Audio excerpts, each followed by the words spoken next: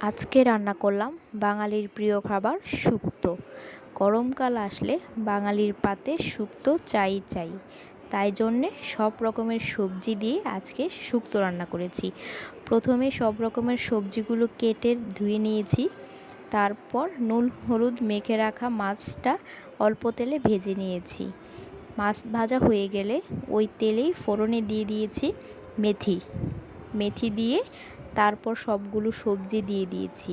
তারপর একে একে নুন হলুদ দিয়ে ভালো করে নেড়ে চেড়ে ঢাকা দিয়ে দিয়েছি।